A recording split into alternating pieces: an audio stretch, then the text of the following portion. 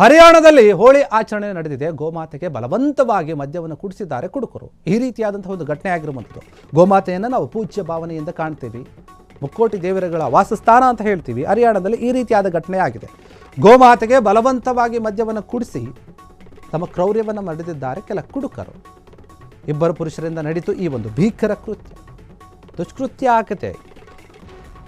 ಗೋವಿನ ಬಾಯಲ್ಲಿ ಇವರು ಬಲವಂತವಾಗಿ ತೆಗೆದುಬಿಟ್ಟು ಮದ್ಯವನ್ನು ಹಾಕಿದ್ದಾರೆ. ಅದನ್ನು ವಿಡಿಯೋ ಕೂಡ ಮಾಡಿಕೊಂಡಿದ್ದಾರೆ. ಹೋಳಿ ಆಚರಣೆ ಮೇಲೆ ಕುಡಿದ ಮತ್ತಿನಲ್ಲಿ ಈ ದುಷ್ಕೃತ್ಯವನ್ನು ಮಾಡಿದ್ದಾರೆ. ಮದ್ಯಪಾನ ಮಾಡಿಸಿರುವಂತಹ ವಿಡಿಯೋ ಎಲ್ಲ ಕಡೆ ವೈರಲ್ ಆಗ್ತಾ ಇದೆ. ಹೋಳಿ ಹಬ್ಬದ ಆಚರಣೆ, ಆ ಆಚರಣೆಯಲ್ಲಿ ಎಲ್ಲರೂ ಕೂಡ ಮರೆತಿರ್ತಾರೆ, ಸೆಲೆಬ್ರೇಷನ್ ಕೂಡ ಇರುತ್ತೆ. ಆದರೆ ನೋಡಿ, ಒಂದು ಗೋಮಾತೆ ಮದ್ಯವನ್ನು ಕುಡಿಸಿದ್ದಾರೆ. ಒಂದು ಪ್ರಾಣಿಗೆ ಈ ರೀತಿಯಾಗಿ ಮದ್ಯಪಾನವನ್ನು ಮಾಡಿಸ್ತಾರೆ ಅಂತಂದರೆ ಅದು ನಿಜಕ್ಕೂ ಕೂಡ ಒಪ್ಕೊಳ್ಬೇಕಾ ಅಂತ ನೀವು ಗಮನಿಸ್ತಾ ಇರ್ಬೋದು. ಯಾವ ರೀತಿಯಾಗಿ ಸುರಿತಾ ಇದ್ದಾರೆ, ಆ ಬಾಯಿಯನ್ನು ತೆಗೆದು ಬಾಯಲ್ಲಿ ಹಾಕ್ತಾ ಇದ್ದಾರೆ. ಇದು ಯಾವ ರೀತಿಯಾದ ಸೆಲೆಬ್ರೇಷನ್ನು ಅಂತ. ಪ್ರಾಣಿಗಳಿಗೆ ಹಿಂಸೆ ಕೊಡೋದಾಗುತ್ತೆ ಇದು. ಒಂದು ಪ್ರಾಣಿಗೆ ಬಲವಂತವಾಗಿ ಈ ರೀತಿಯಾಗಿ ಹಿಂಸೆ ಕೊಡೋದು ಯಾರು ಕೂಡ ಒಪ್ಕೊಳ್ಳೋದಿಲ್ಲ. ಆ ವಿಡಿಯೋ ಎಲ್ಲ ಕಡೆ ವೈರಲ್ ಆಗ್ತಾ ಇದೆ.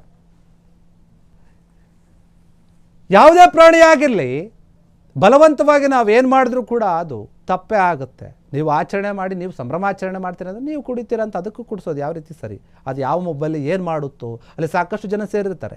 ಇದೇ ಒಂದು ಮೊಬ್ಬಲ್ಲಿ ಅದೇನಾದರೂ ಯದ್ವಾ ತದ್ವಾ ಓಡಾಡೋದು, ಯಾರಿಗಾದ್ರೂ ತಿವಿಯೋದು ಮಾಡಿದ್ರೆ ಏನು ಪರಿಸ್ಥಿತಿ?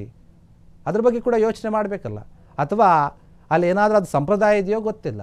ಇವರ ಒಂದು ಖುಷಿಗಾಗಿ, ಇವರ ಸಂತೋಷಕ್ಕಾಗಿ ಈ ರೀತಿಯಾಗಿ ನಡೆದುಕೊಂಡಿದ್ದಾರೆ. ಇದು ಎಷ್ಟರ ಮಟ್ಟಿಗೆ ಸರಿ ಅನ್ನುವಂಥ ಪ್ರಶ್ನೆ ಕೂಡ ಸೋಷಿಯಲ್ ಮೀಡಿಯಾದಲ್ಲಿ ಕೆಲವರು ಕೇಳ್ತಾ ಇದ್ದಾರೆ. ಎಲ್ಲ ಕಡೆ ವೈರಲ್ ಆಗ್ತಾ ಇದೆ. ಏನಪ್ಪ ಇದು ಈ ರೀತಿಯಾಗಿ? ಯಾಕೆ ಜನ ಈ ರೀತಿಯಾದ ಮನಸ್ಥಿತಿಯನ್ನು ಹೊಂದ್ತಾ ಇದ್ದಾರೆ? ಹೆಣ್ಣು ಮಕ್ಕಳ ಮೇಲೆ ಕ್ರೌರ್ಯವನ್ನು ಮೆರೀತಾರೆ, ವೃದ್ಧರ ಮೇಲೂ ಅಷ್ಟೇ, ಒಡಹುಟ್ಟಿದವರ ಮೇಲೆ, ಈಗ ಪ್ರಾಣಿಗಳ ಮೇಲೆಯೂ ಕೂಡ ಅಷ್ಟೇ.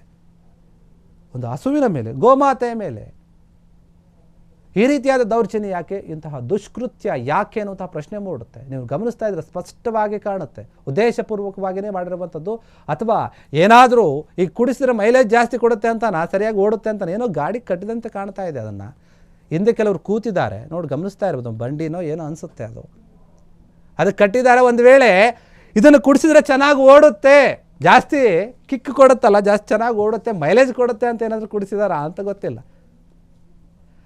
ಜನರ ಬಾಡಿಗೆ ಎಣ್ಣೆಯನ್ನು ಹಾಕಿದರೆ ಅವರು ಬೇರೆ ರೀತಿಯಾಗಿ ನಡೆದುಕೊಳ್ತಾರೆ.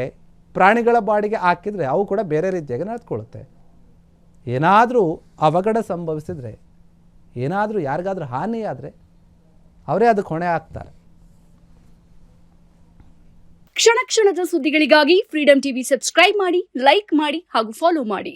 ಹೊಸ ಸುದ್ದಿಗಳ ನೋಟಿಫಿಕೇಶನ್ಗಾಗಿ ಬೆಲ್ ಐಕಾನ್ ಮೇಲೆ ಕ್ಲಿಕ್ ಮಾಡಿ.